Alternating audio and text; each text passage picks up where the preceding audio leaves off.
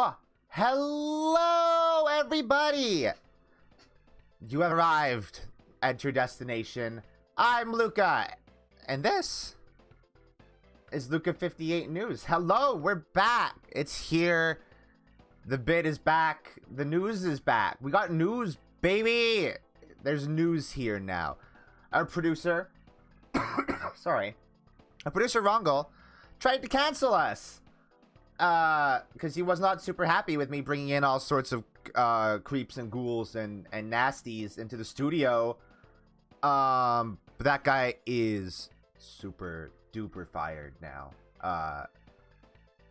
Unfortunately, I'm running the show on my own now, so you know it's gonna be a bit of a train wreck. But you know what? It's fine. We do it, right? All right. Hey, so I guess I should probably talk a little bit about what the show is gonna be. I mean, I'll be real. For the most part, it's gonna be a fairly straight up and down news show. We're gonna do news. We're gonna talk about video game news. And that's the bit. Is that a bit? Is that a good bit? Do people do this? I don't think people do this. I think I am the first one to ever do a podcast like thing where I talk about the news in video games. Right? This is entirely original. This is not... Yeah, thank you. I've invented this bit. It is a very good bit. I'm proud of the bit. All right. Hey. I gotta say, video game news is not super great lately. So, I have to say, this news show will cover some not super comfortable stuff. All right. And that is where we get to our first story. One that is super duper cool. Hey, so a PC game is gonna really lean into slavery. Yeah? How's that for a first bit of news? So this is about the game Victoria the Third, I guess, or Victoria 3. It's a Paradox game. You know, we all know Paradox. Paradox is a they're a company. They did the Game of Thrones one is getting to video games. Yes, super duper they did. Paradox, they make stuff. They don't make stuff. They publish stuff. I don't know if does Paradox make stuff? Let's look. Does Paradox make stuff? They just publish stuff. I think they just publish stuff, right?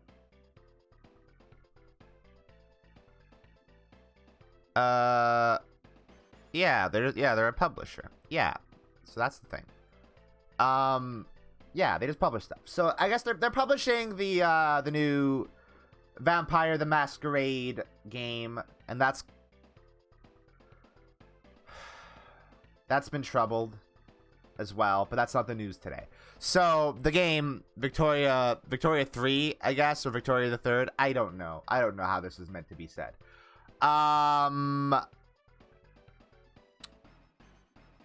It's gonna have slavery, and it's gonna be... So apparently, mechanically in the game, there are going to be countries, because it's like a 4K game. You know, it's like one of those 4X. That's the word. It's like something like Civ or what's that one that people talked about a lot? I can't remember. The third one of those games came out somewhat recently, and people talked about it a lot. I can't remember the name of that game, but it's like Civ. So you play a country, and apparently certain countries in the game are just gonna have slavery by default. Crusader Kings, thank you, Mina. Thank you. You know what, Mina, you are unofficially the producer of this show. So yeah, so here's the thing. Can you guys like see the text fairly well in this little box that I have? So Paradox is planning to fully implement slavery in the game, setting some nations, like the US, to have it operating by default. So that's fun. But you can also they also allow adopting slavery as an in-game decision. So that's the thing. And I'll be real. My opinion on this probably doesn't matter all that much because I'm white as fuck. I'm a white-ass white lady. I don't trust a company like Paradox to handle something like this particularly well, especially given what we're seeing here. Their statement is, however, interesting. Slavery is obviously a horrific crime against humanity, and precisely for this reason, many games that have a slavery-related setting or mechanics will either leave it out of the game or abstract it into something that's less on the nose. For example, by simply applying some form of economic bonus at the expense of decreased stability. For Victoria 3, we don't think these options work for us for two main reasons.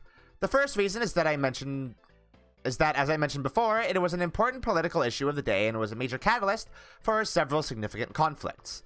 Most notably, the American Civil War, which would be bizarrely contextless if slavery did not play a significant role in the game. The other and most important reason is that through our POP system, we are trying to represent every individual human on the planet from 1836. So what statement would we be making if we simply wrote all enslaved individuals out of history or reduced them into an abstract set of modifiers? Instead, our aim is to try and represent the institution, systems, and causes of slavery, as well as the people who lived under and fought against it, as close to history as we can get it.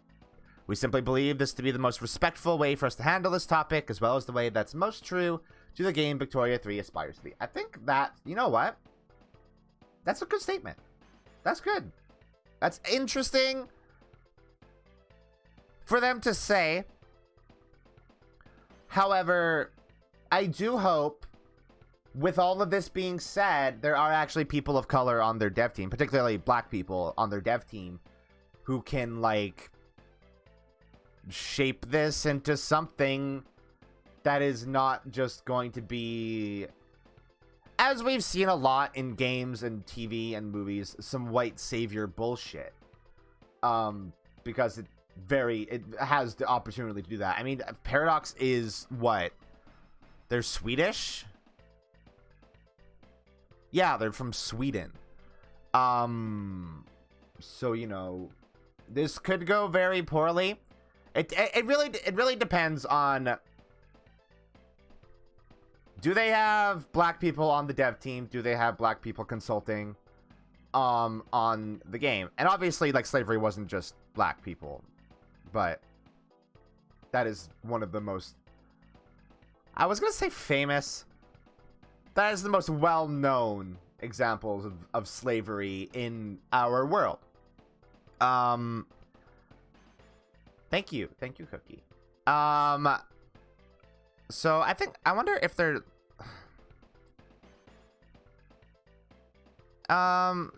this article doesn't bring this up at all. Like, actually having consultants and people affected on the dev team. Let's see. So what of the resistance? Well, given that slavery is founded entirely on human misery, slaves are naturally not going to be content with their lot in life and will attempt to resist by whatever means are available to them. Mechanically, this translates into a steady stream of radicalized slaves and the threat of turmoil and slave uprisings. This threat to a slave society can usually be averted with sufficiently repressive measures, but fear and violence is not a good foundation for a completely stable country. Of course, resistance to slavery doesn't just come from the slaves themselves, but also from abolitionists, both internally in your country, in the form of characters and interest groups with the abolitionist ideology, and externally in the form of abolitionist-led countries that may hinder or put pressure on slave regimes that aren't strong enough to resist them. The most notable historical example here being Britain and its naval efforts to stamp out the transatlantic slave trade in the 19th century.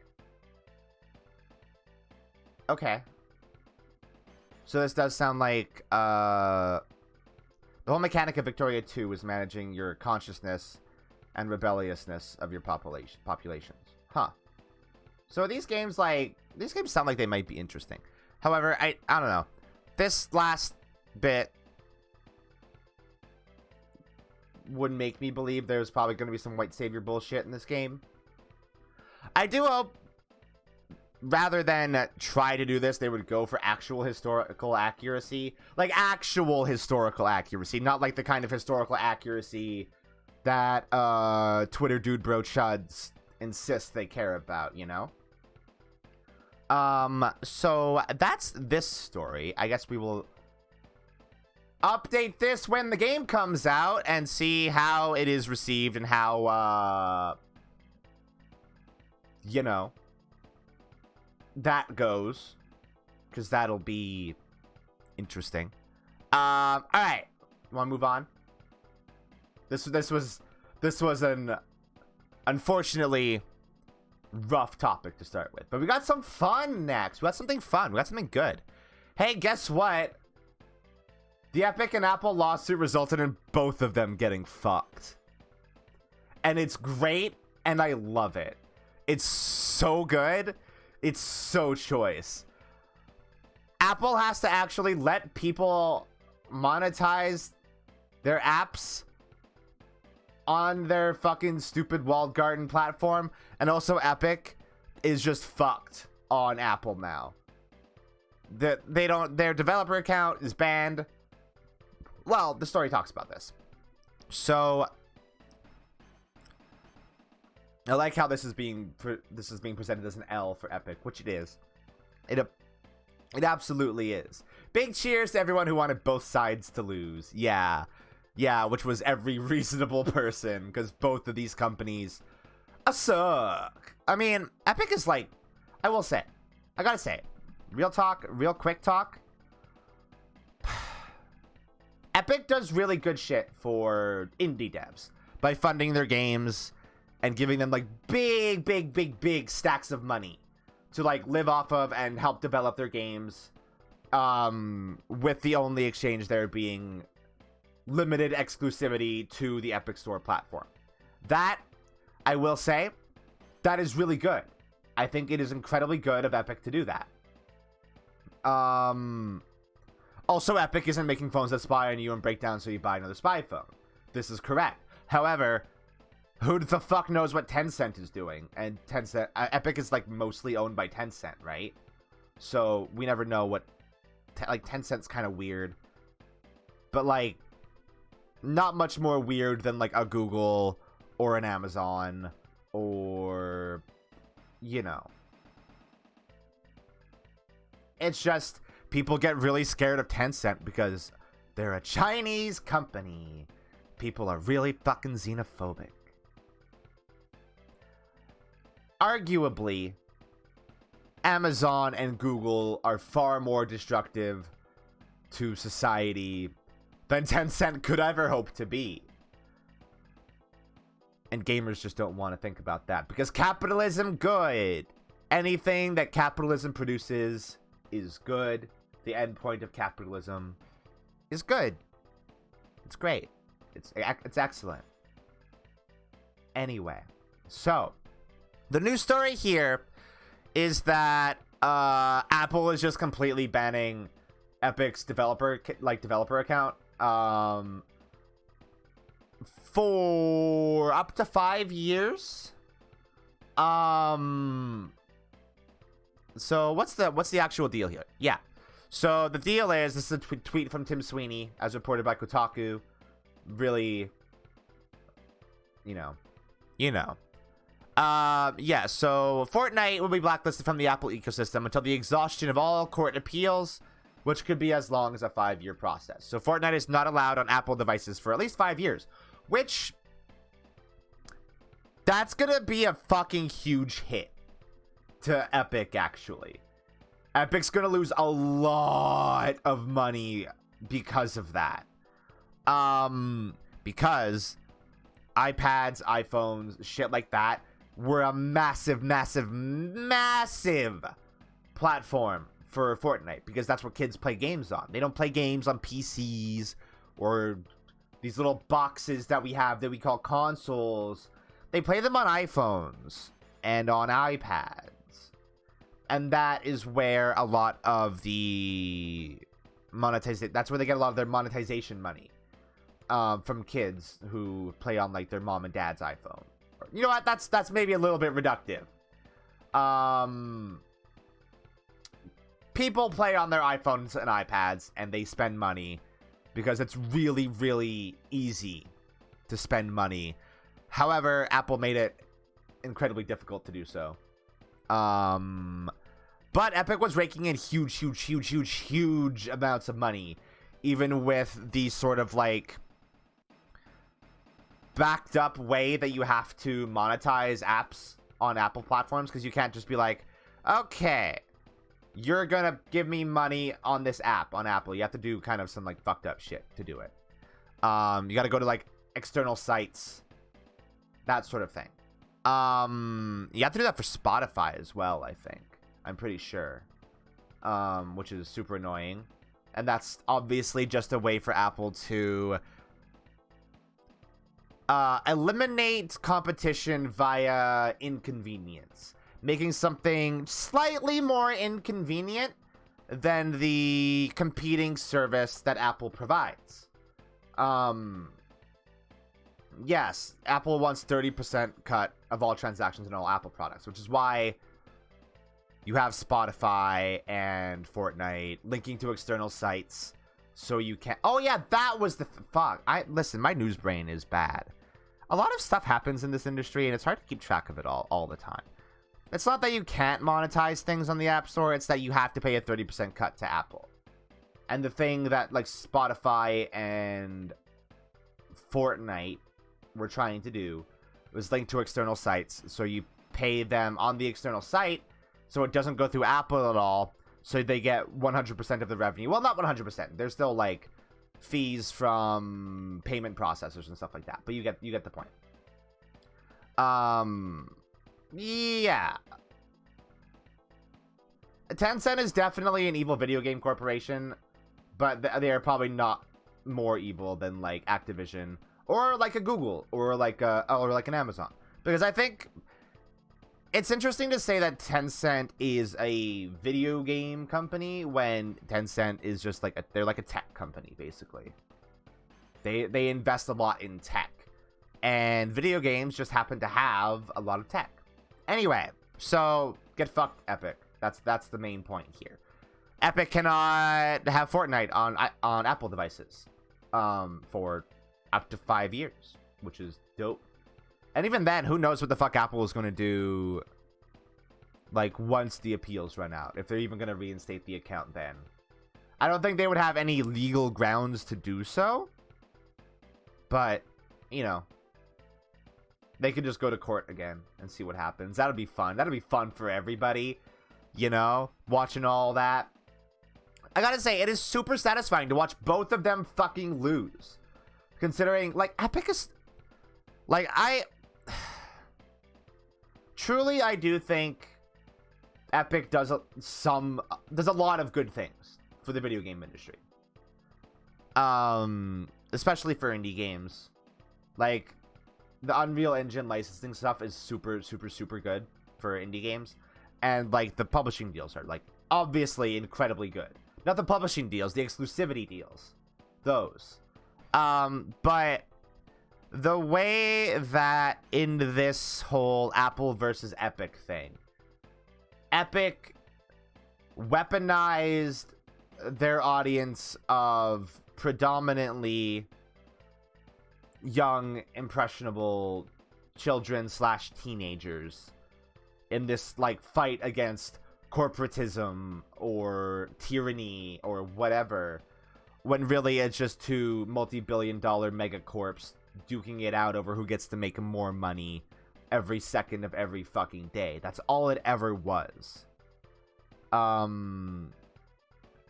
Diplomacy neither succeeded nor failed. It was a stalemate. It was truly a stalemate. Okay, that's that story. Now, unfortunately, we have to go back to some uncomfy news. Actually, no, this one is very fun for the schadenfreude of it all.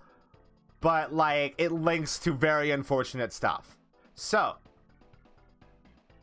the US government, the SEC, is now investigating Activision Blizzard. And Bobby Kotick has been subpoenaed. Fuck yeah. That's dope. That's good. That's excellent. Investigate every video game company. Investigate Activision. Investigate Ubisoft. Investigate EA. Especially investigate Konami. I don't think the SEC would have much to do about Konami. But investigate Konami. Yeah, fuck Bobby Kotick. Hey, do you guys want to see a good... You guys want to see a good picture of Bobby Kotick? They usually edit these out of articles and stuff but he's very sensitive about it. There it is. So he actually has these. He actually has these horns and this mustache and this little goatee. They just edit them out with like deep fake stuff. Did you know that? See, I think this is actually like a real life photo of Bobby Kotick. The fire and all. He actually exudes like an aura of fire. Because, little known fact, he is the third removed cousin of Satan. It's true facts. Anyway, Bobby Kotick is being subpoenaed by the US government.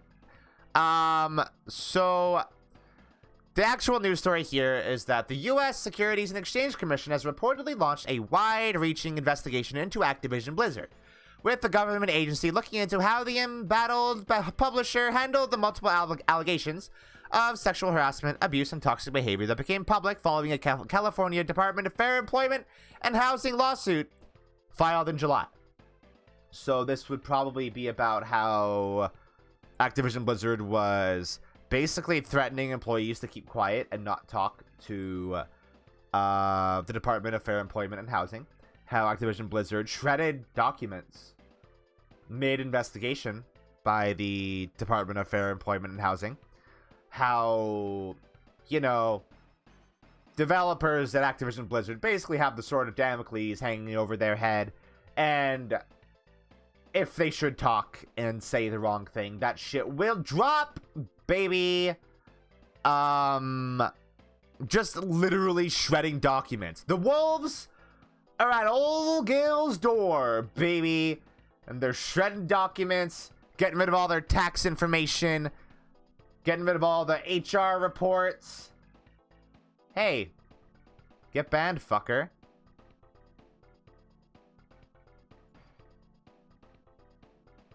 Rad. Anyway. So, in a report out today by the Wall Street Journal, it was revealed that the CCC has begun investigating Activision Blizzard and is asking for the Call of Duty and Warcraft publisher to hand over various documents.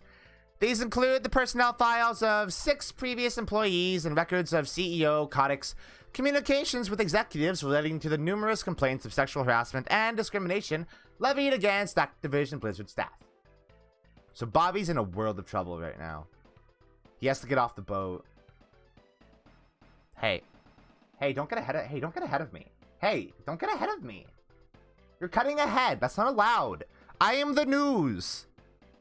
You hear things from me. So Activision spokesperson Helene Klasky confirmed that with the Wall Street Journal on Monday that the SEC was indeed investigating the massive gaming publisher, telling the outlet that SEC is focused on the company's disclosures regarding employment matters and related issues. She also confirmed that several current and former employees had been subpoenaed by the federal agency. The company is cooperating with the SEC, said Klasky. Huh. That's weird. That's weird. That's strange. Huh. Weird. Huh. What? How strange.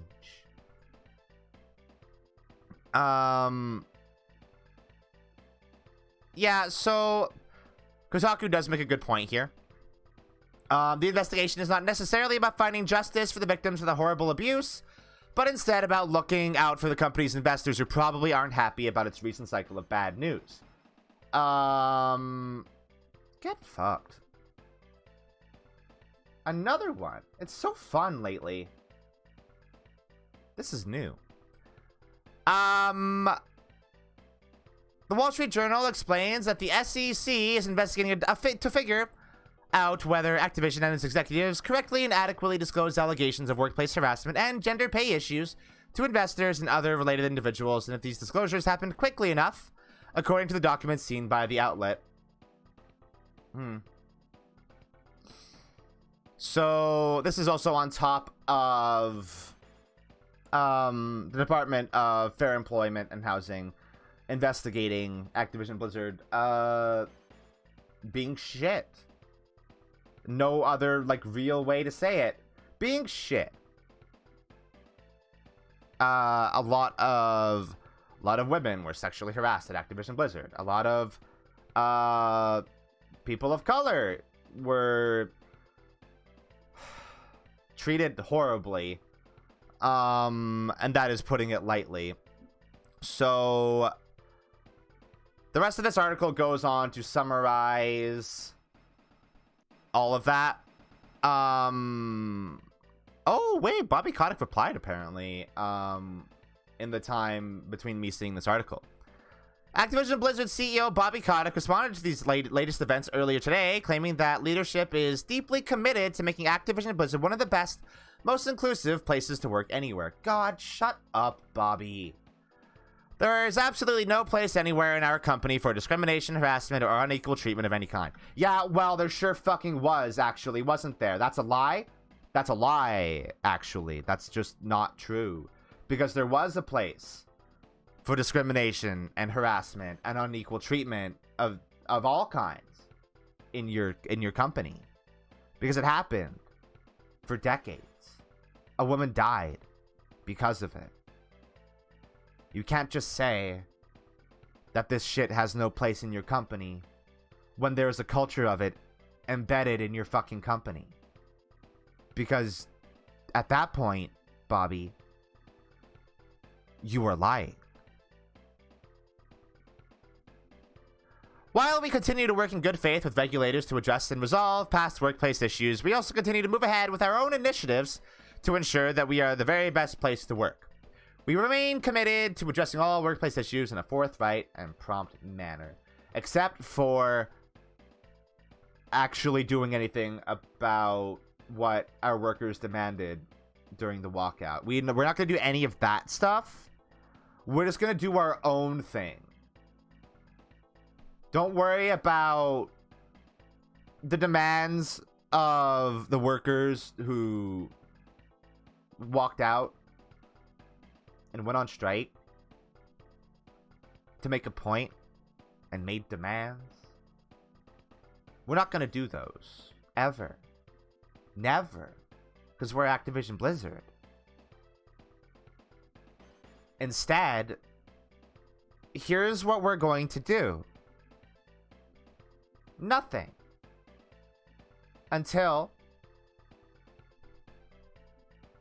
a government with enough oversight makes us do something.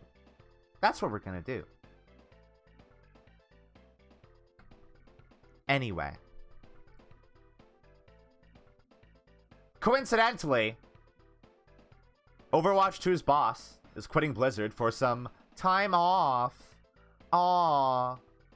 Aww. It's so stressful working at Activision Blizzard these days as a higher up, huh? It must suck to have people catch on to your bullshit. So much so that it's causing you stress. I feel so bad for you. Oh no. Anyway, there's not much to this. It's just that he stepped down. He quit. Hold on. We have to check when this report came out compared to when. Tuesday, 7:30 p.m. The 20th. Oh. Monday. And this guy quit the next day, huh? Oh, this guy quit the next day, huh? Oh, and this guy just, like, happened to coincidentally quit the next day, huh? Wow. Huh. How fucking weird is that? Huh? How weird is that? What a weird coincidence. Fuck. Could you people be any more obvious about the fact that you were up to some shit? Like, admittedly, this could be the sort of thing where he was pressured to quit. That could be possible. Let's read the statement. Leaving Blizzard to take some time off after 5 years of service. The deep, talented Overwatch team is making excellent progress in Overwatch 2, and thanks to their hard work, the game is in the final stages of production. We'll be sharing more at the Overwatch League Grand Finals later this month. Fucking gag me with a spoon. This is nothing. Also, it's super cool that in all of these statements, they're still shilling for Overwatch 2, the game that they are really, really rushing development on, so they can make everybody forget about all this shit. By the way, what do you guys think is the over-under on the Overwatch 2 team crunching like fuck to get it out as soon as possible to make everybody shut the fuck up? I would say the odds are very good that that is happening. I would not put money on the opposing side of that, if I'm being fully honest. Because the employees working on Overwatch 2 are likely fucking exhausted. So it's interesting that in their effort to combat abuse and workplace negligence, they're just doing more for the sake of PR. Cool vibes, Activision Blizzard. You're doing so good, sweetie. Doing so good. Doing so great. All right. We have something that's maybe not news. Not super big news, not super important news. Not really much is changing. Hold on. I'm going to take a sip of my coffee.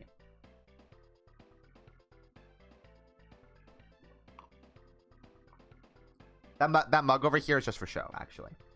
I have a different mug. Yeah, Overwatch 2 will come out in February. It'll cost $300 and will include a minigame to please the robot in a carnal measure. Yeah, probably. Which robot? This is an important question. Hey, which robot, though? Are there new characters in Overwatch 2? Or is it the old ones? I bet it's going to be a lot of the old ones. Because they can just reuse a lot of that shit. Anyway. Twitch and music industry strike a deal. But it's not great. Which it isn't. Because it's basically the same deal as before. Except now, if you play DMCA-worthy music on your stream, you get a warning instead of just getting like a copyright strike on your channel. That's basically it. Twitch is making this out to be some kind of big deal when it's really not. Like, and when, like, it's still the same procedure when you get a DMCA or like a copyright strike. The VODs and clips will be removed from your channel. It's the same. It's the exact same thing. Which is a bummer. It would have been nice for there to be some actual change happen. Aside from just, you know, how it's moderated, I guess, is the thing. But what are you going to do? Amazon's only a very small, multi-billion-dollar corporation headed by the world's richest man. They own Twitch, and they can't do anything, you know? It's a shame. Music industry, man, you know? It sucks. I'm gonna go off on a little tangent here. Fuck the music industry. In general. That's it. That's the tangent. That's the tangent. Fuck the music industry. Fuck Spotify. Only use Spotify for podcasts. That's what you should do. All right? Use Spotify for podcasts because I don't think they can run ads on those. Oh wow, that was a good glitch. Yeah, Val said it. You guys are still talking about the old news. Talk about the new news. Unfortunately, this isn't anything to talk about, so hey, let's talk about this. Let's talk about this real quick. Hey guys, do you want to talk about this? Do you want to talk about this now? Let's talk about this. Because this is a thing. This is a thing that we're going to have to deal with. Quantic Dream, the developer behind Heavy Rain and Detroit Become Human, is rumored to be making a Star Wars game. The rumor has surfaced courtesy of French YouTuber Gotos?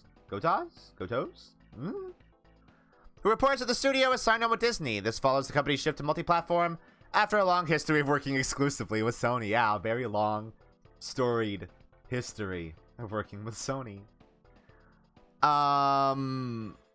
So the fact that the source here is a YouTuber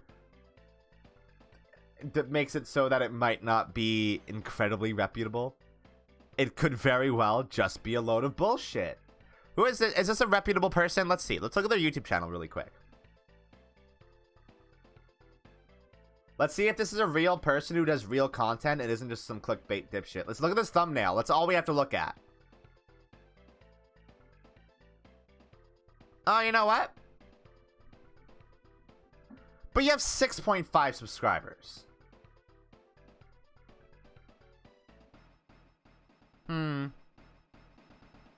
I can't watch this video because obviously it's in French.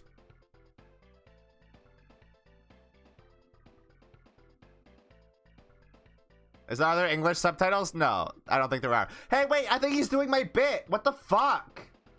Hey, wait. Why did it look like he was doing my bit? That's not allowed. That's not okay. You can't do that. You can't steal a bit. What the fuck? Anyway. As ever, all rumors should not be taken at face value, but DualShockers reports that it has its own sources that confirm that Quantic Dream is working on a Star Wars game. The site reports that its source provided overwhelming evidence of having connections within Quantic Dream and that the Star Wars game has been the studio's project for about 18 months. The report notes that it is unclear what exactly that 18th month time frame entails, but rumors within the French developer community suggest the game may have only begun full development in the past few months. Okay. If it's been theirs for around 18 months... Wow, when did the Quantic Dream... When did this happen? It's been so long since, was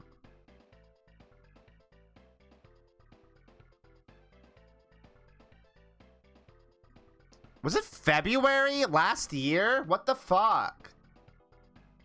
That all of this stuff started to come out? Jesus.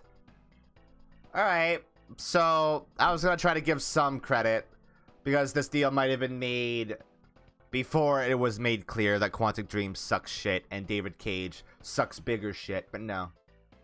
It didn't. It happened after.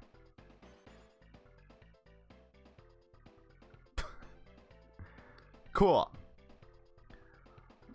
While there is no official word surrounding an upcoming Star Wars game from Quantic Dream, DualShockers reporter Tom Henderson captured a screenshot from Twitter that showed the company had liked a tweet discussing the rumors.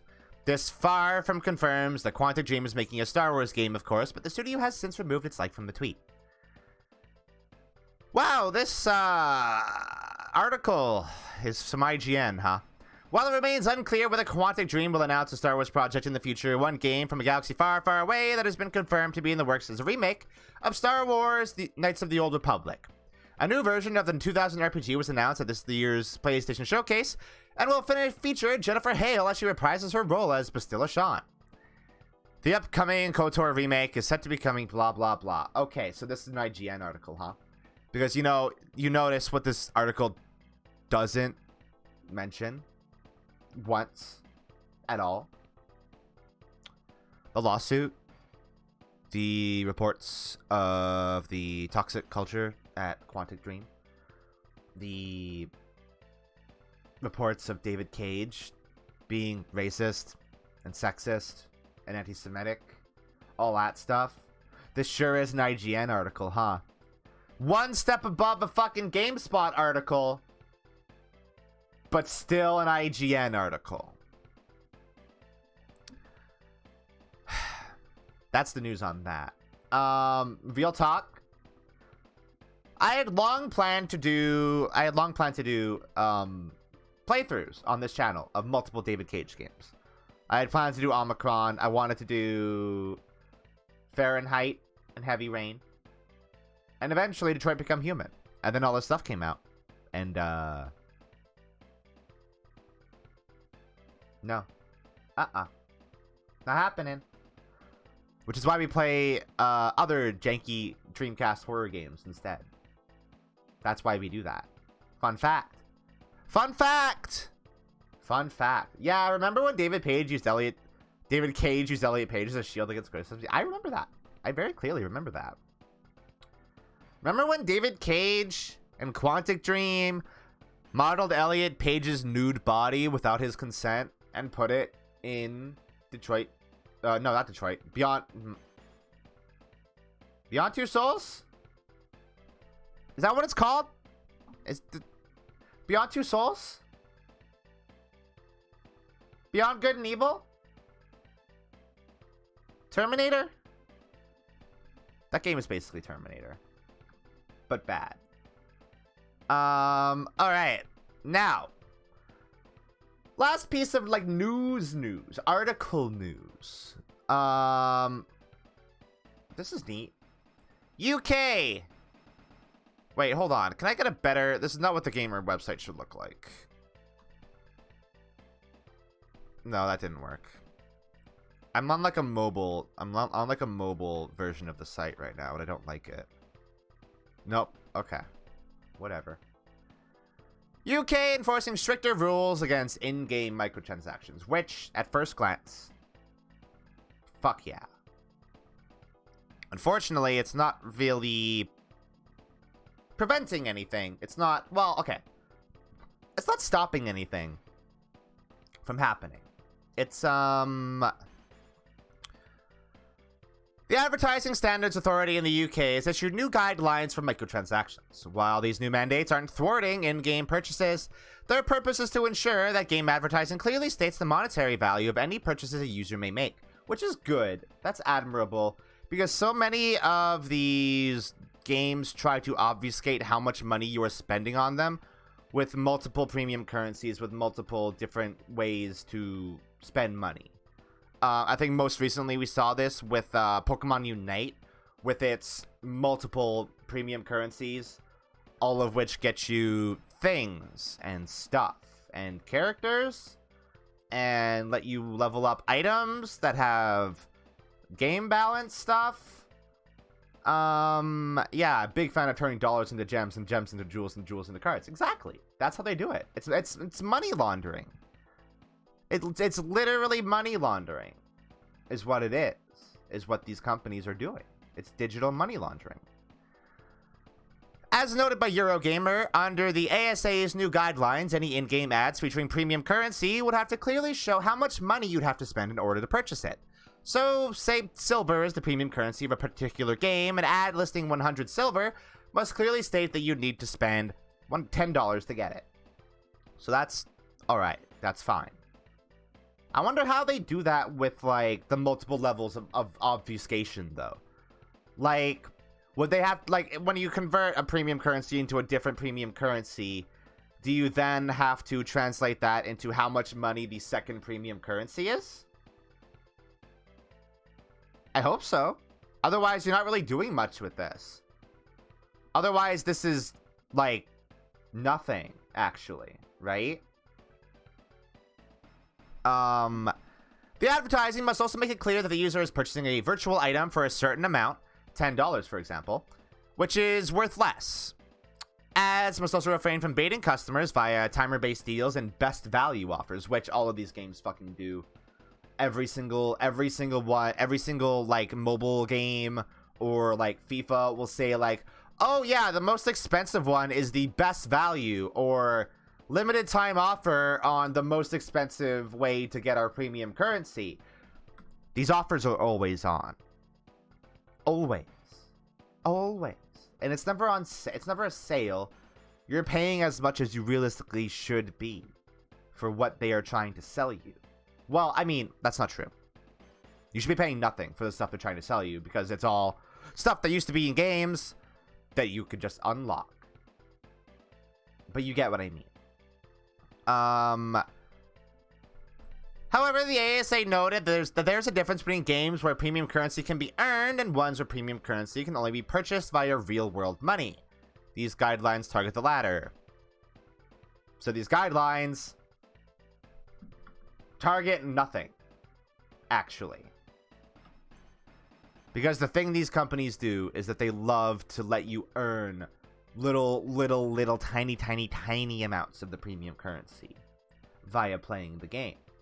They'll give you drops like Genshin Impact does this, where like you will occasionally get like mail for events and stuff where you get their I can't fucking remember what the hell they call their gems. Let's just call them gems, because that's fucking what they are. They'll give you mail where you unlock gems, and you get gems for like completing quests and leveling up characters, but also you can buy them. So this isn't targeting, these new guidelines aren't targeting anything really, because games let you do both. Advertisements must further clarify if the game contains loot boxes via a notification on the store page. However, the ASA did state that it does not have the jurisdiction to decide whether random item purchasing is a form of gambling. It is. That is up to the Gambling Commission. It is. It is gambling. In order to ensure the developers and marketing teams adjust to these new guidelines, the ASA has stated that it will deal with all complaints on an informal footing for 6 months. After that, it will continue with its usual procedure and act on complaints in a formal manner. What does that mean? Like they'll actually sue a company if they're fucking up? It'd be good to see if they actually do it. It's clear these new guidelines are in no way trying to curb microtransactions, but have been put in place to ensure that customers do not fall victim to predatory marketing tactics. Pokemon Unite has recently come under fire for its microtransactions. It has multiple currencies, which can be used to buy cosmetic, Pokemon, and most controversially, upgrades for battle items, as I said. I didn't bring that up, actually, because I knew they were going to bring it up in the article. I just brought that up naturally. Look at me go. This also resulted in a dip in the game's Metacritic score. The critics' average sits at 69 out of 100. Nice. While the user score has dropped to 4.1 out of 10, with a majority of the complaints being about predatory microtransactions, which is cool. You should review bomb games for having predatory microtransactions in them. It is always ethical to do this. You should do this. You should absolutely do that. It is good to do that. Anyway, that's that. Hopefully that comes of something. I will say the greater story here is governments are doing something, finally, about microtransactions. They are trying to do it. They don't know what they are. They don't know what microtransactions are. They barely know what a video game is. Do you think people in the UK government know what the fuck a video game is? Absolutely not. In no way do they know what a video game is or what a microtransaction is. All these lords and ladies and dukes and all this bullshit, they don't know what's up. However, it's nice to see stuff actually happening. It would be cool if stuff could happen in the US, but it's capitalism, baby. Anyway, that's that story. Hey, something happened this week. There was news? I'm pretty sure there was news this week. News happened. There is news. A news happened. Not just the news that we just talked about either. New news. News. New news. I haven't watched this yet. No, don't stop. Did I say you could start? There was a Nintendo Direct. Boy, this is like violently red. I hate this. I hate having this on my screen. So, hey, let's watch this trailer. Hey, let's do it. I haven't watched it yet. All I've done is see the new thing, the new look, the new lady, how she look, how that hair be, how that hair do. Let's watch. I'm gonna mute the music here, actually.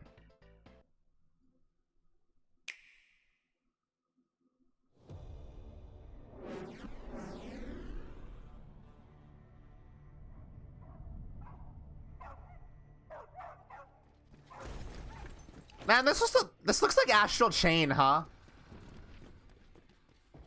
HQ 接敵した距離50対象は北東に向かって移動中遅れこちら本部了解した作戦を開始せよ了解射撃用意撃て対戦車砲用意撃て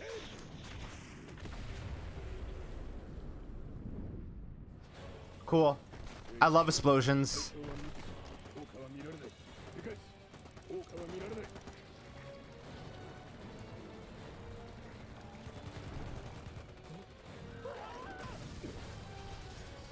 Hey, what are these things? Are these demons? I haven't played Bayonetta 2 because unfortunately it's locked on Nintendo consoles and I'm not allowed to play it.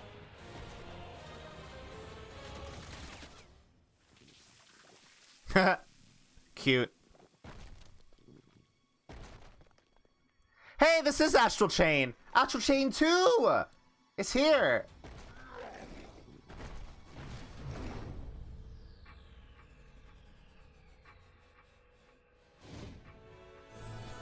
There she is. Bad boy.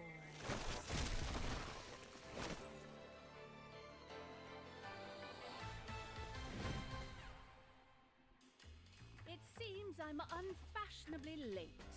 Yeah, no shit. No shit, Bayo. Late as fuck. Oh. Right, this is gameplay footage. I forgot.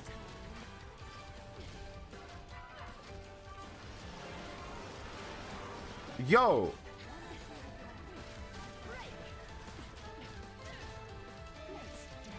Yo! Whoa! Oh, dude, she has like a devil trigger. What the fuck? Did they give Bayo a devil trigger?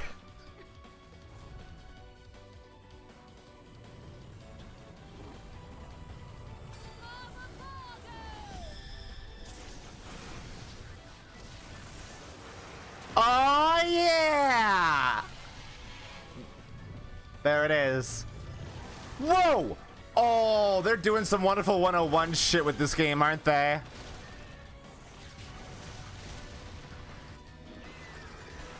Oh, dude! Fucking DMC5, eat your fucking heart out. Who the fuck is V? We got Bayo, baby!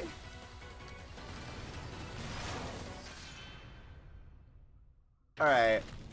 Alright. Hey. Hey. Shut the fuck up, Rose. I've played literally every single Platinum game ever made. Including the games they made when they were Clover. Alright. You have no right to say these things to me. Alright. So, hey. Is there more? Except for Bayonetta 2. Yeah, that's the only one I'm not allowed to play! There is more.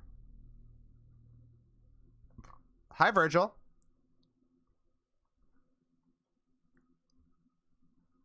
Virgil's here. Hey, that game looks dope. Hey, that game looks good. Hey, that game looks great. And here's what I said. Here's what I said when the Switch came out and Bayonetta 3 was announced. I will buy a Switch when Bayonetta 3 comes out. I'm gonna have to buy a Switch, I guess. I guess it's now looking like it is time for me to buy a Switch. I should buy a Switch soon, so I can also play Bayonetta 2 in time for Bayonetta 3. Oh yeah, and I can play No More Heroes 3 as well. That'll be exciting. Oh, that'll be good. And all the good indies come out on Switch. Yeah, but all the good indies also come out on PC, and I play them on PC. You know, I don't really need a Switch to play indie games. I already play indie games on my PC. Yeah, but Rise is coming to PC soon, so I don't really need a Switch for Rise. What do you mean when I'm on the go? Where the fuck do you think I go? I don't go anywhere. My Switch is never leaving the dock. Yeah, it's coming out in February, I'm pretty sure. Which is soon. Compared to like when Bayonetta is likely to come out, that's soon. You know? And in the greater scheme of how long I've been waiting to get a Switch, very soon. When I head out to work on the oil rigs, that never happened. But do you think that the only jobs in Alberta are on the oil rigs? Oh, you do think that? You've literally said this now. That's fun. That's cute. Cookie, it's cute that you think I don't game while I'm eating. I'm gaming at all times. All right. Hey, we're gonna take a small break. That's the news for today. Did you guys like the news? Hey, real quick. Did you guys like the news? Was the news good? Do you like me doing news? ABG, always be gaming. Yeah. Good news?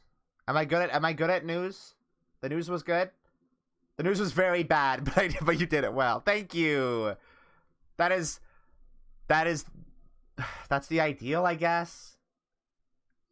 All right, so we're gonna take a small break. Actually, no, we're not gonna take a small break. News is gone after this.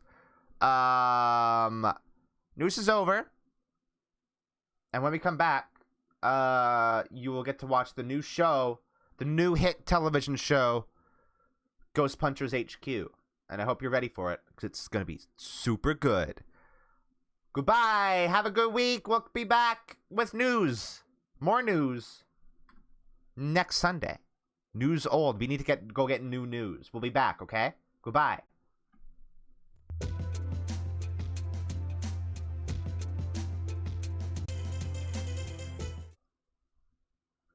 Good evening, everybody, and welcome to episode 1 of Ghost Punchers HQ, the new, obviously on television show, where we talk about ghosts and ghouls and goblins. Hold on, I'm gonna sip my coffee real quick.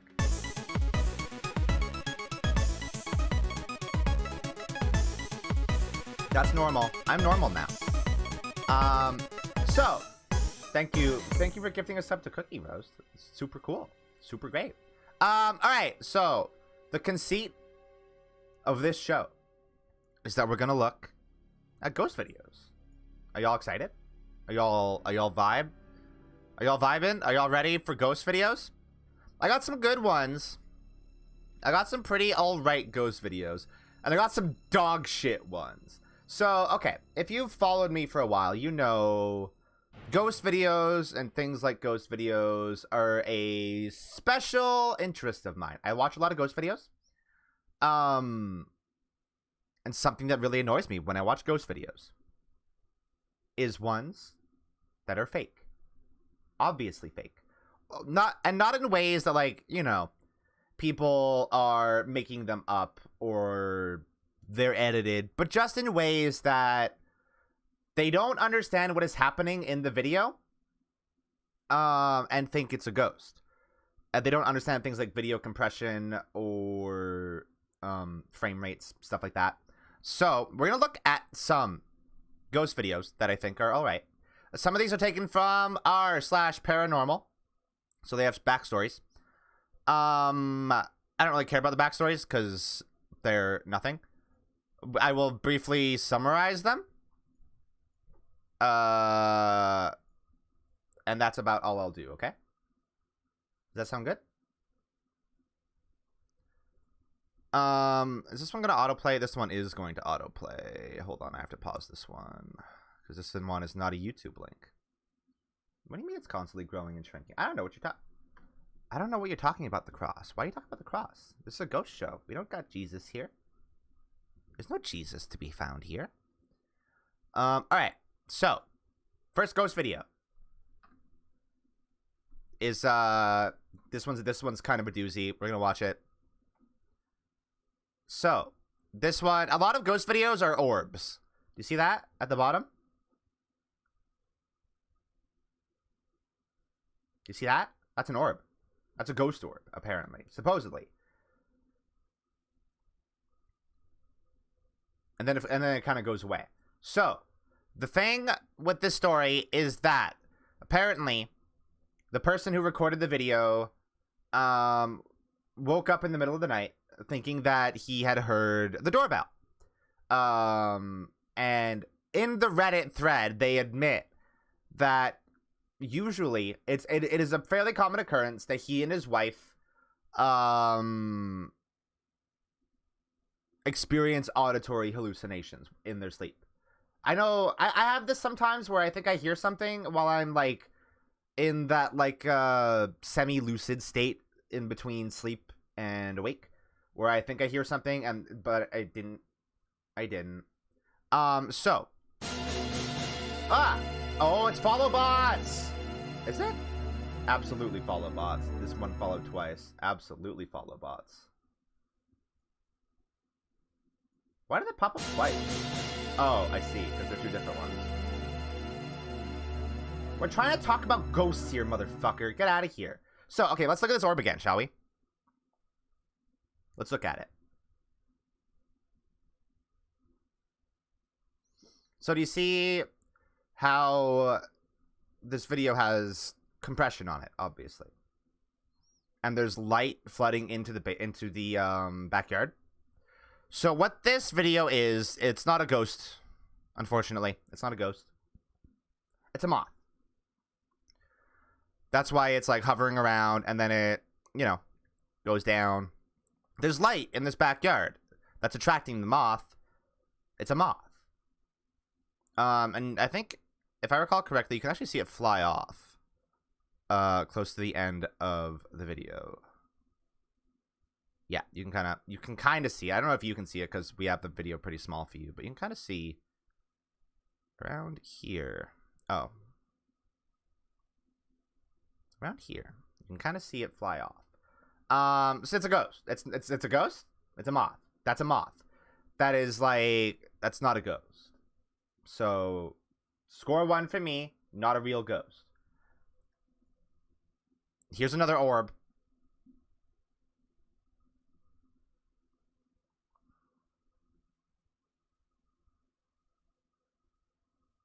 That's a bug.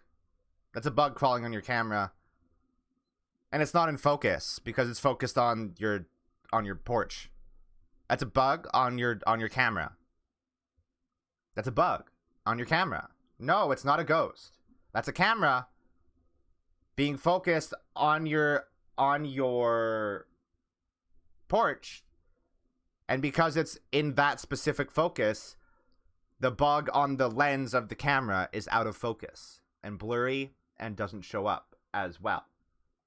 Plus the compression of security cameras. That contributes to it as well. Here's another one. This one I think is slightly more interesting because it's not an orb. I have to unmute it.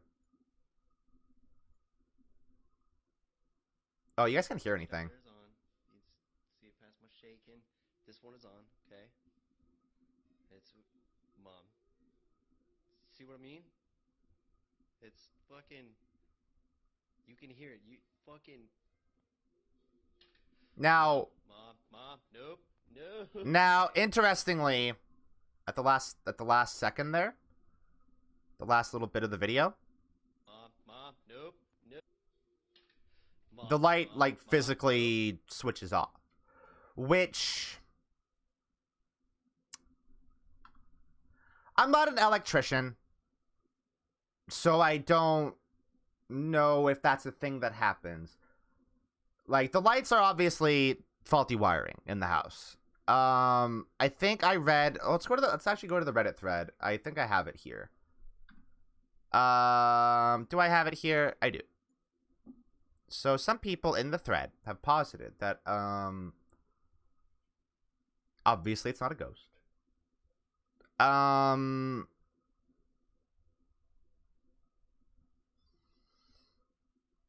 Yeah, the ones about to go bad actually do flip themselves. Its core is just fused. Apparently. So apparently, like, a switch.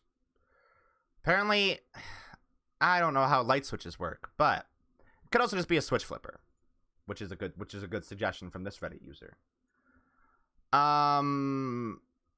Is there an orb in this video? Oh no, wait, people in Reddit are saying there's an orb in this video. Breakers are designed to switch off that way, but it doesn't look like a breaker. Really? I didn't know this. Is there an orb in this fucking video? Let's see. Is there an orb in this video? Oh my god, it's dust. You can barely see it, like right at the start. Like there. No, that's not dust. That's lens flare from the fucking light that the camera is pointing itself at the moment that it appears.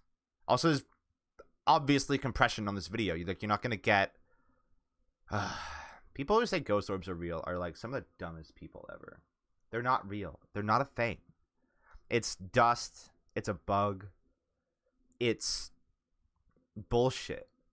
Ghost orbs aren't a real thing. And I know yesterday we were looking a lot in Phasmophobia for ghost orbs. That's a video game. Ghost orbs are real in video game. They are not real in real. Alright. Here's one that I just think is really funny. This one is super funny. And very loud on my ear holes. Okay. Watch this. Watch this shit, okay?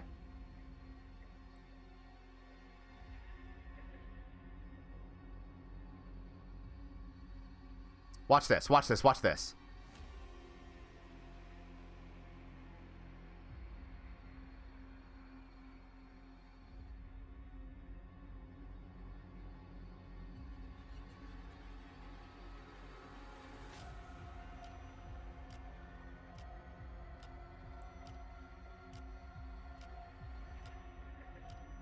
Oh! It moved.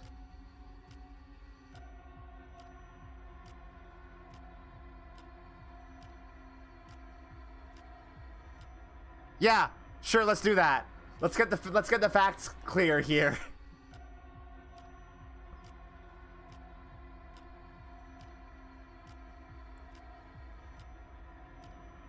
I can really make out so much in this, like, with this thing that's motion blurred to fuck.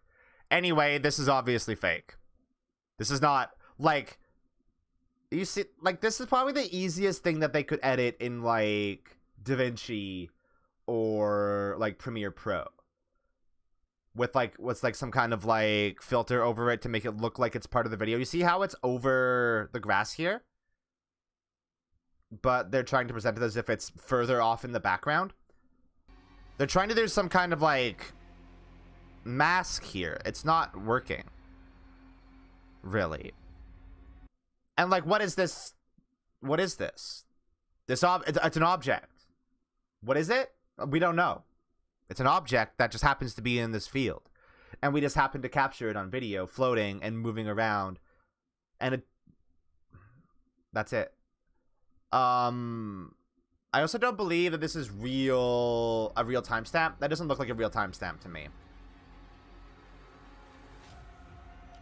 That looks like a fake timestamp that they put in post. This is just footage from Ukraine. Yeah, Ukraine has like floating rods all over the fucking shop. All over. Where's this? Where is this? I don't know what they're speaking here. What is this? What is this? I'm gonna Google this. Should I Google this? India?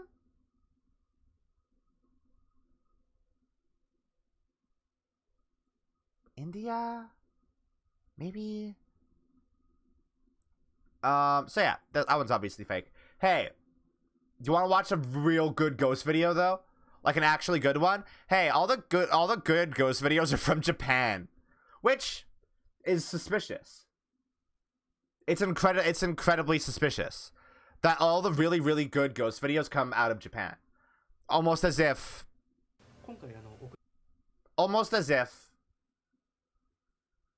they're fake. And the people in Japan are just way more creative about the ghost videos that they make.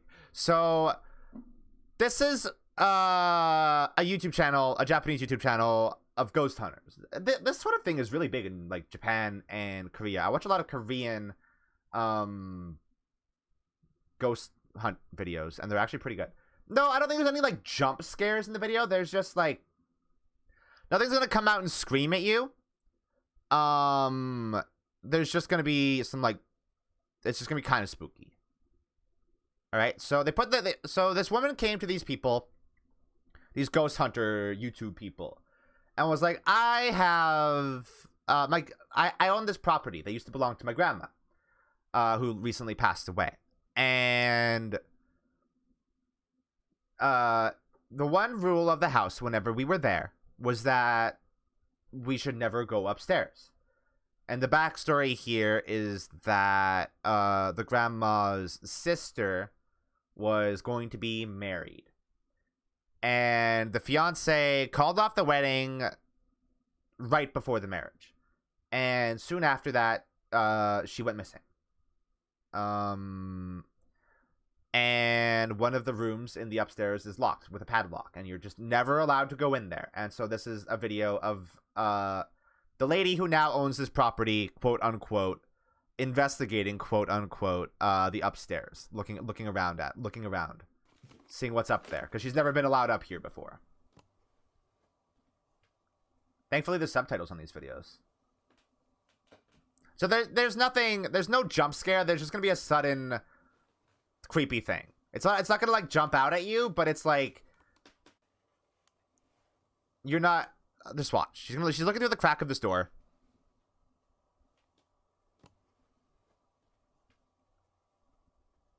There. You see that? That's it. That's the thing.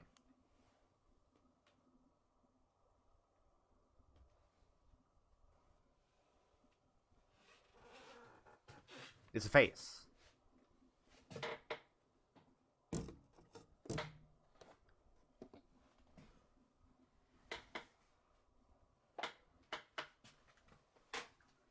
So later, these guys go on an actual investigation of this house, of this second floor, and they actually get into the this room, this padlocked room. And we're gonna show that after they do a little recap of this. So obviously, if you know, so the thing is, I'm gonna make this bigger really quick, okay? I'm gonna make this larger.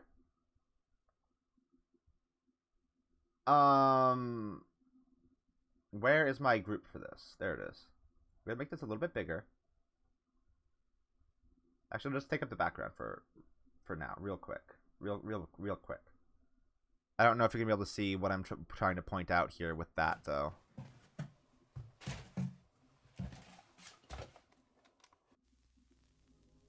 Hold on, I'm gonna move. So if you watch, now this is something that I have experience with now that I'm doing like video editing stuff. I have to move it over a little bit. So if you see here in this area where the face shows up, there are some hard pixels, and the edge of the door kind of like warbles and shifts a little bit as the camera moves. What has been done here is that there has been a mask implemented in post where the door is in the foreground. It's like Photoshop layers, you know? The door here is in the foreground, and the gap in the door has been masked out, so it's a little bit of transparency there. And what they have done is place like an image or a video in this little transparent gap here, so it looks like there is a woman's face peeking out in the crack of the door. So that's fake. This one is very obviously fake. And I can point out with I look at the pixels, it's fake. It is very well done, I will say that. Japanese ghost videos do a way better job at editing their videos to make them convincing. They do a really good job. There is something in this video, it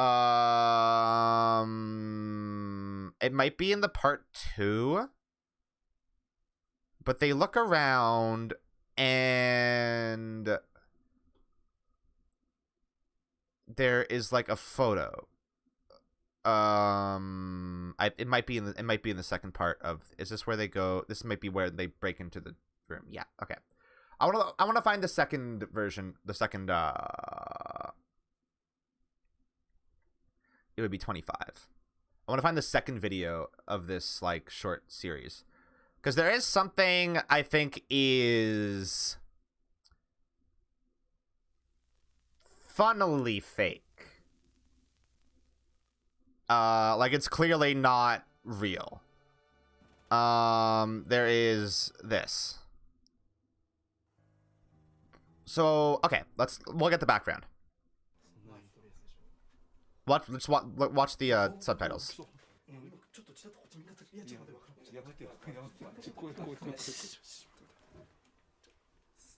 So, out of the corner of their eye, I guess, they think that the woman in this picture moved, like it's some Harry Potter shit.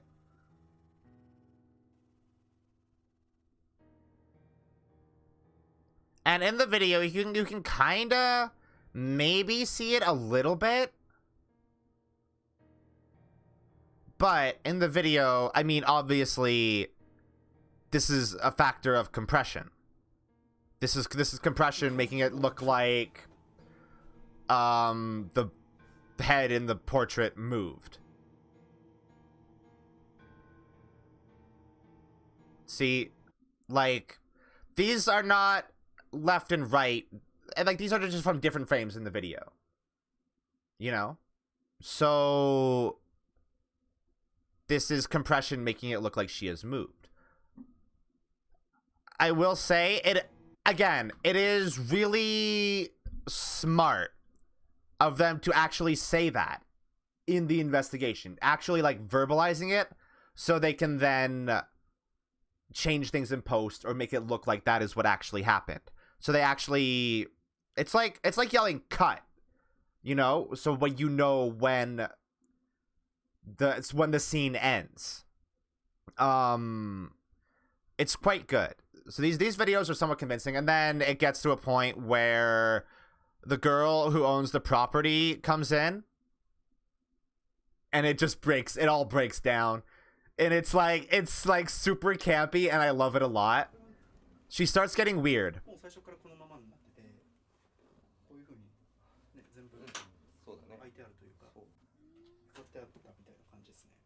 So she shows up at the house without them knowing that she was going to show up. They see her in like the frosted glass window. And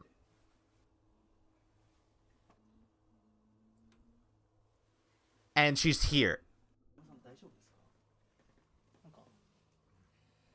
And then this girl just starts eating the scenery, just chewing it.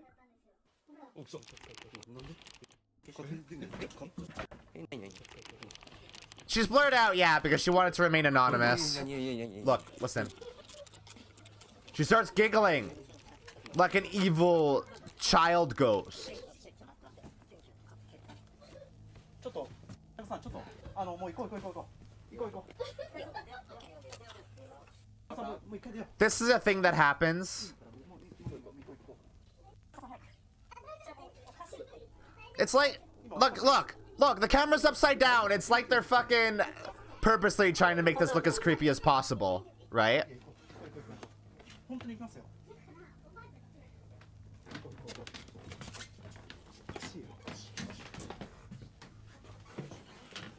And then they go down the stairs.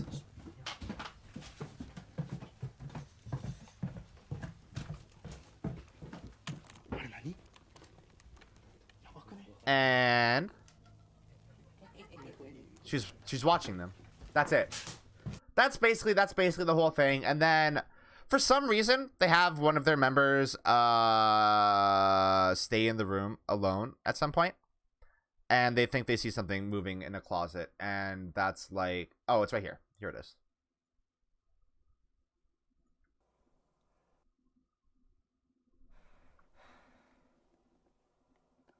I can't remember where it is. But like, isn't it so convenient that he's filming this exact thing at this exact angle? So we can capture that. It's like a video game. It's like a movie. It's like these things are scripted, and they get these specific shots so they can do these specific things. Like, I don't know if that's, I can't tell if that's like a mask or if somebody's in there. Realistically, somebody is probably in there moving something to make it look like there's like a ghost in there or something. It's still very good though. And then they check the thing, and I believe there's a thing in it. I think. Where is that? Yeah, it's nothing.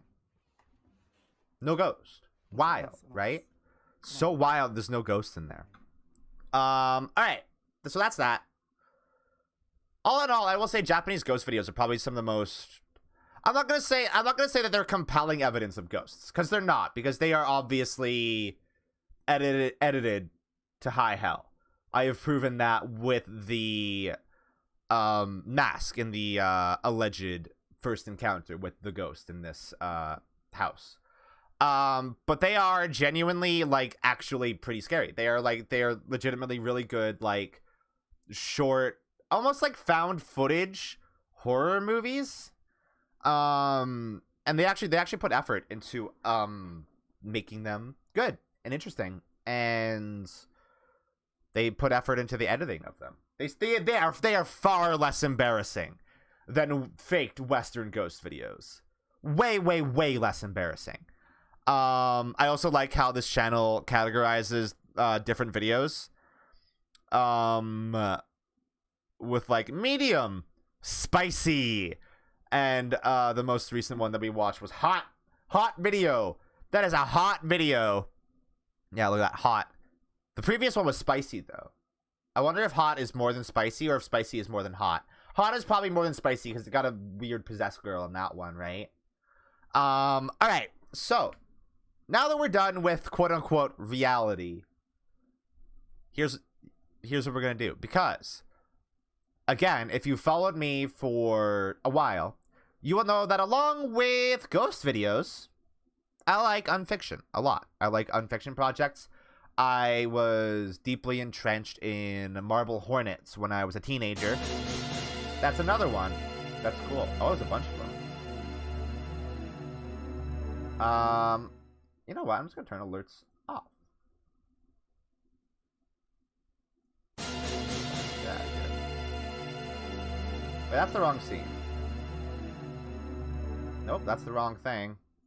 There we go. No, not that. This one. There we go. Where was I? Hold on. I'm trying to ban all these bots real quick. Oh, Seribot! You got them! Good job. Okay, Seribot can handle them. Apparently those have now been added to Seribot's database already. Excellent. Where's my proper scene for this? There we go. Okay. Anyway, so along with ghost videos, I like unfiction a lot. Some recent ones that have been really good. Obviously, people have probably heard of the Walton Files, which is like a sort of like an unfiction Five Nights at Freddy's sort of situation. It's super cool that we can have something similar to Five Nights at Freddy's without supporting somebody who gives money to Mitch O'Connell. Mitch McConnell? Mitch McConnell. You haven't heard of that? You haven't heard of Walton Files? Well, maybe we'll talk about that next week. This week, we're going to talk about Gemini Home Entertainment, which is an unfiction project with, like, a surprising amount of effort put into it. So we're going to watch a couple of the videos. We'll watch the first, one that I think is super cool and interesting, and the most recent. Okay? We are gonna actually watch these. I need to start this one from the beginning.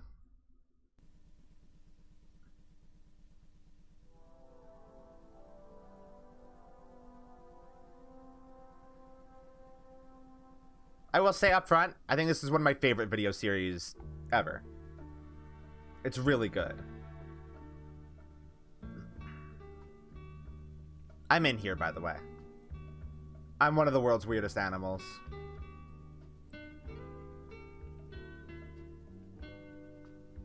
This is just chill music. I like it.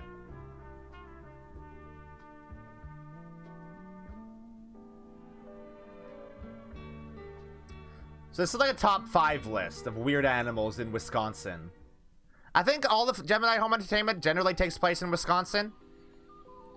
Look at the greater prairie chicken. Isn't that nice? Isn't that cool?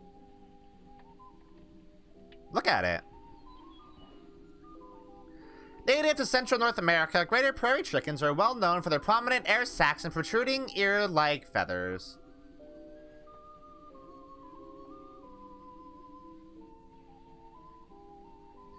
These birds often engage in lekuing, a form of mating ritual. The males utilize their air sacs to impress females. That's how we all do, right? We all use our air sacs to impress females. During the winter, greater prairie chickens have been observed diving into snow to stay warm. How weird. It's because it's insulating. That's why, like, igloos exist. It's very insulating. How weird.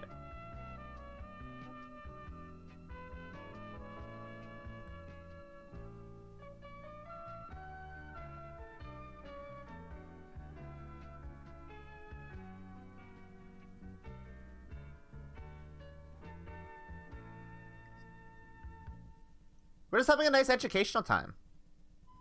It's nice to learn about things and animals. A burrowing owl. Listen, real talk though. Burrowing owls are super fucking cool.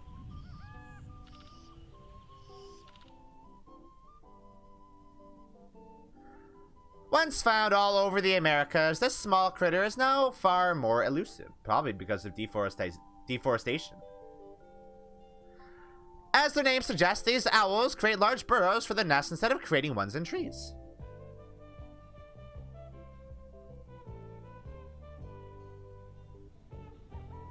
Burrowing owls like to live in prairies and open fields where they can use old squirrel or badger holes for their nests. Dope.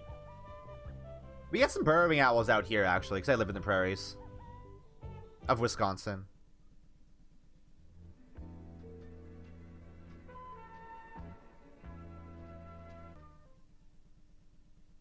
Everywhere.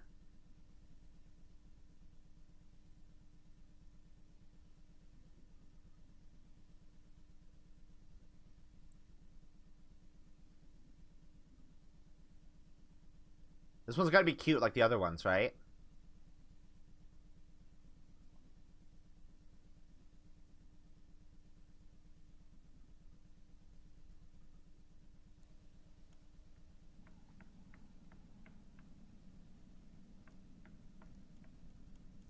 Huh, wood crawlers. I love wood crawlers.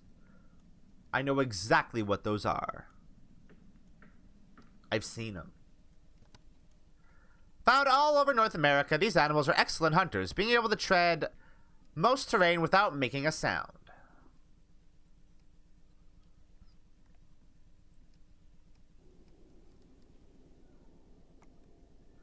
Their preferred nesting locations are inside the homes of large families, where large swarms can adapt easier.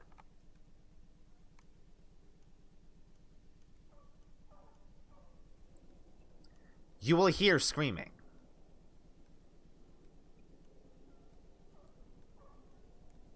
They stole their voices.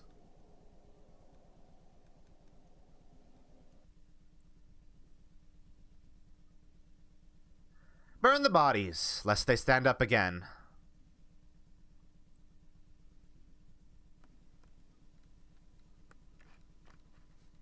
Nature's mockery.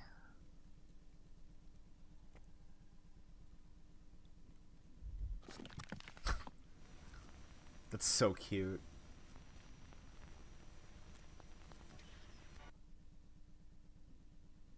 Because that was obviously like paper.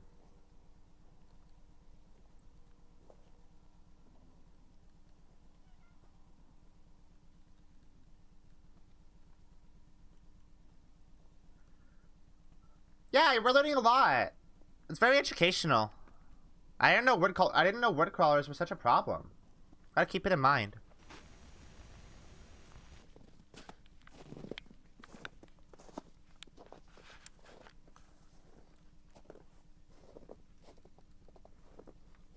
No, I don't think. I don't think Demption lives in Wisconsin.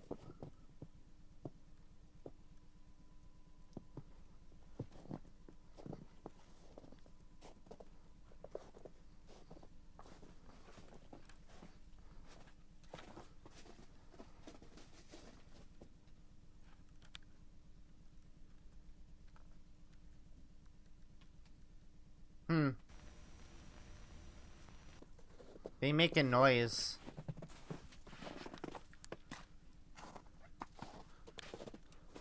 Normal activities for a family to do. Very regular humans. Absolutely the most normal ever.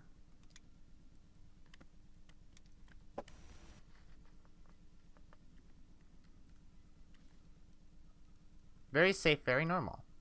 Fake people.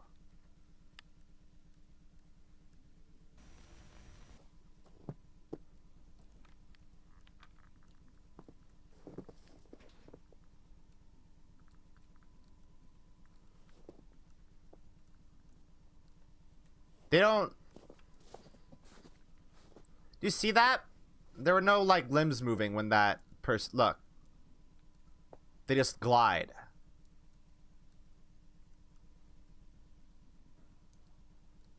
Which is weird that they're called wood crawlers with that in mind, right? Because they don't crawl.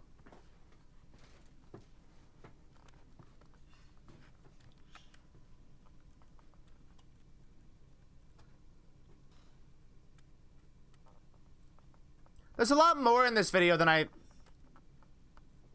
thought there was. Yeah, they do probably crawl before they get in the people. Hi. Ah!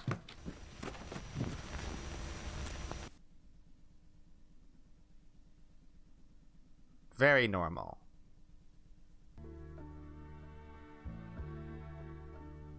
What did we learn today, guys? What did we learn? All right, class. What did we learn? Let me know. We learned about what? We learned about fake people. This is true. We learned about, yeah, woodcrawlers like to live in large family homes. This is true. Okay. So here is another video. This one is, where is it? Where is the video? Hold on. Do not go to Wisconsin. Okay, so here's this one. This one is really... You can see the amount of effort that they put into this Unfiction project with this video.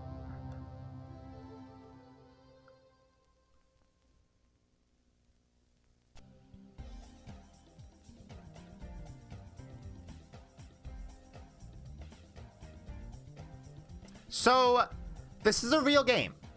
I have played this game. They made a real game for this Unfiction project. Look at those high quality graphics.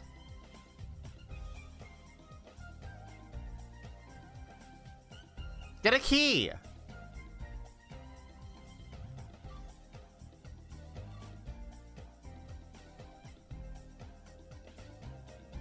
I love Regnad computing, danger computing.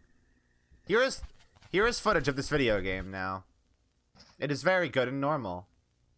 And nothing bad happens.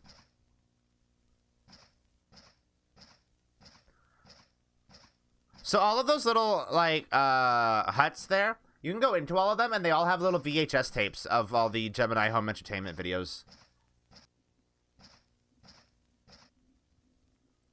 It's very cute. We're doing a Let's Play now. This is a normal Luka stream now.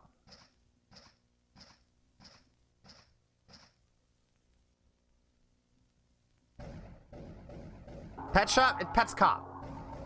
Pet's Cop.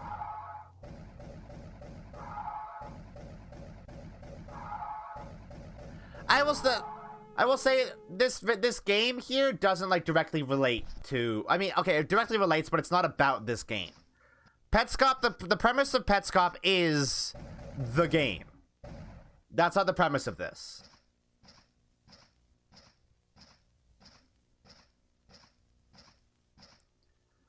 This game is circumstantial to the overarching narrative.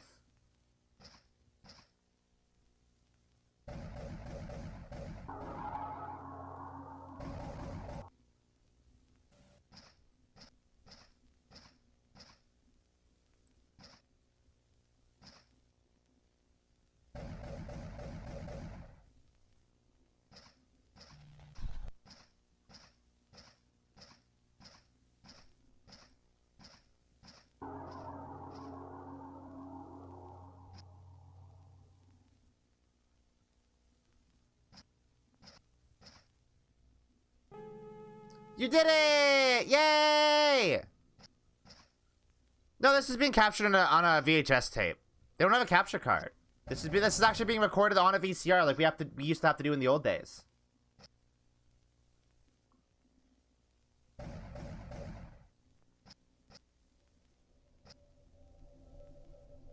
Huh. That's normal.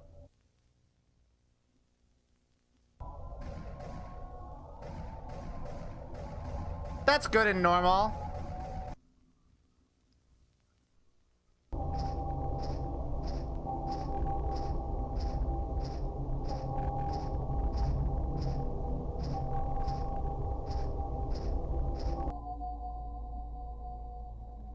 A bunker. How nice. Yeah, this game has multiple objectives. You have so many things to do.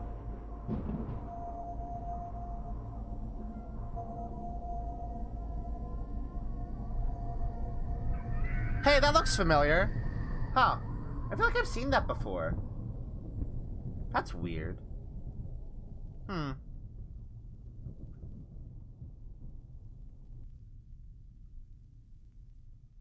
Wood crawlers, man. It's an epidemic.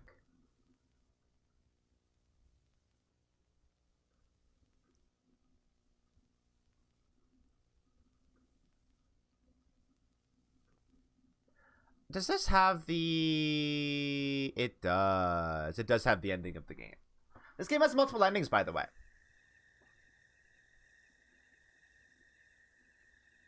Yeah, exactly. Wood crawlers aren't an issue. Hold on, we're gonna skip through this a little bit and get to like where it actually things happen. Wait, do we not get to see the actual ending? No. That's sad. Does... Ah.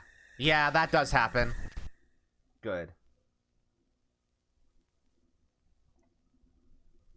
So. Gemini Home Entertainment is an non-fiction series about... I'm not sure. But So, where... Okay, I need to find one that's good to get. This one.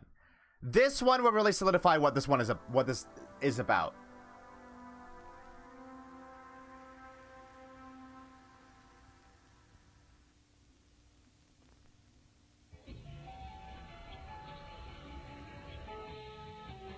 This is where... This is crucial. It is about living in Wisconsin, but it's also about an alien planet invading our solar system.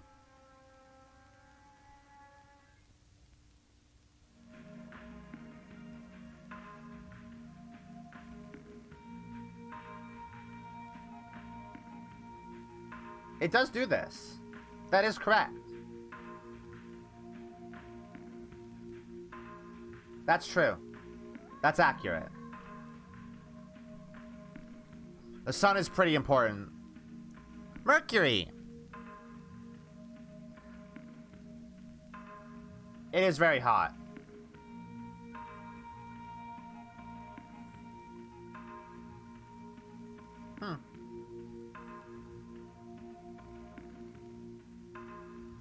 Hey, look, it's Venus.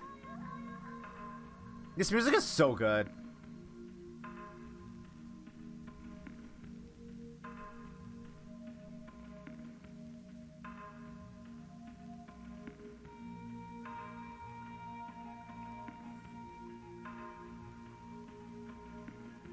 Hey, look, that's us.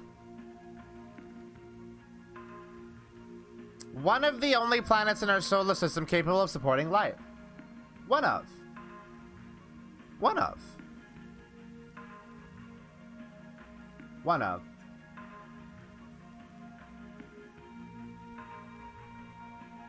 Mars is pretty cool. It can't support life, though. Not as of yet.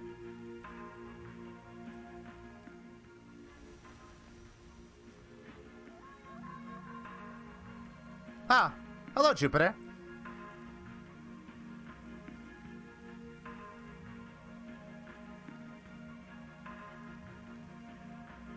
It is not an eye. Keep that in mind.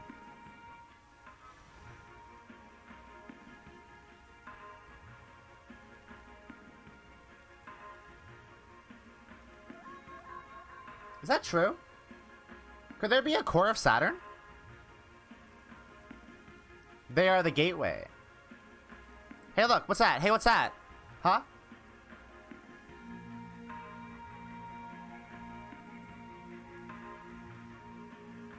Was that Uranus?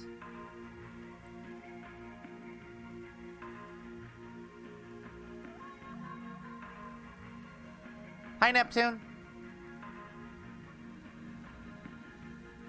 It is the lens. Neptune has been mutated. That's true. That happened.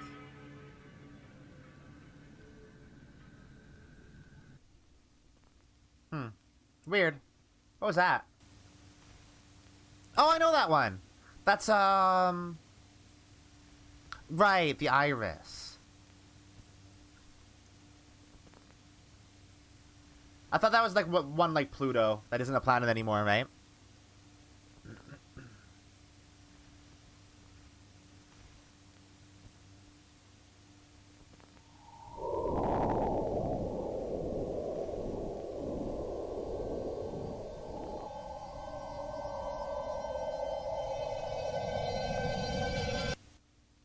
Huh.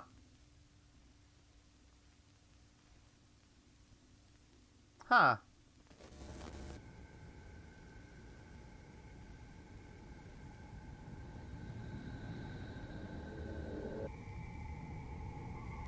Huh. Why is planet shooting lasers?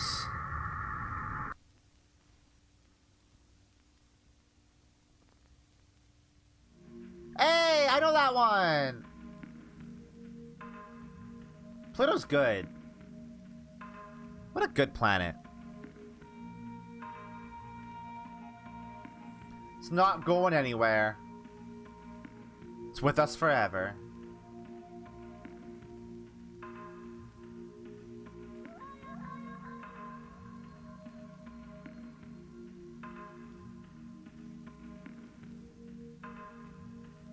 Look at that. Wasn't that a nice educational video? What did we learn? What did we learn? We learned that the sun heats the planet so we can all live on it. And, Jupiter's red spot is not an eye, but that Saturn is the gateway, and that Neptune is the lens, whatever that means. And then we learned that the IRS is with us now. So that, I mean, we knew that already, right? Anyway, that's Gemini Home Entertainment. You should subscribe to it and watch all of their videos. They are all very cool and very good. There's actually like a somewhat followable plot in them. There's actually stuff going on, and you can actually like kind of piece together what's happening, as is the case with All Unfiction. I'm gonna link the channel here in chat. You should watch it. It's good. You should watch all the videos. Not if you're a spooky, scaredy pants though. Then again, I don't think there's actually anything like there's no jump scares or anything in it. It's not like, it's just like ambient horror, you know? Ambient horror is the name of the game with this one. So, hey, with all that being said, I think we're done here. I think that is the first episode of Ghost Punchers HQ sorted. We did it. That is it. That is all. Hey, let me know what you think or thought of this whole broadcast on the Discord, which there's a link to down below, I believe. Because it would be very cool to have some actual insight as to how this went, how you think it could improve, all that sort of stuff. We punched many ghosts. Unfortunately, it's because the ghosts weren't real, so we just punched nothing. It was like we punched the air, you know. All right. Hey, with that being said, what do we got up to this week? What is the scheduled programming this week? Let's see. Let's take a look. No, don't do that one. No, we're not doing Ghost Punchers right now. All right. So, tomorrow, Monday, Mina and I are continuing Ace Attorney Dual Destinies. I think we're gonna... Are we starting it? Wait, what's happening on... Oh yeah, we're gonna finish Cosmic Turnabout. That's exciting. And then Tuesday we'll continue Eastward. Where did we leave off there? We were going to a place with William. Oh yeah, we were doing a bet, a cooking bet. That's what we were doing. I'm getting the ingredient from a junkyard. Right. Then, Wednesday, more Dual Destinies. Mina and I will probably start the final case, or maybe we'll continue it, depending on how much we do tomorrow. Friday, again, more Eastward. Saturday, I want to do more Phasmophobia. I want the Ghost Punchers to be successful in a Phasmophobia stream sometime soon. So I want to play more Phasmo. And then Sunday, more this. More Luka58, more weekly news, more Ghost Punchers. I might try to do some more segments. I don't know what I might be able to do for segments, but if you have suggestions for segments, also leave those in the Discord. That would be very helpful. I would love that. Anyway, with all of that said, I love you all. I hope you all have a wonderful morning, afternoon, or night. And as always, good sleep.